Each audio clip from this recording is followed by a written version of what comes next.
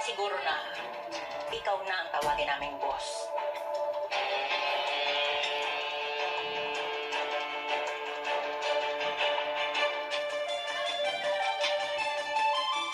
Ay, boss, hindi ho. Huwag ho. Kayo lang po ang boss namin.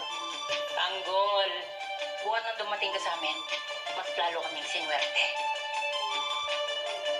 Mas lalo kaming yumaman. Kaya gusto ko sana sa iba pang mga negosyo natin, ikaw nang dumiskarte. Kung anong sabihin mo, yun ang susundin namin. Tol, tanggapin mo na. Totoo naman yung sinabi nila eh. Dahil sa'yo, dumoble yung yaman natin. Oh,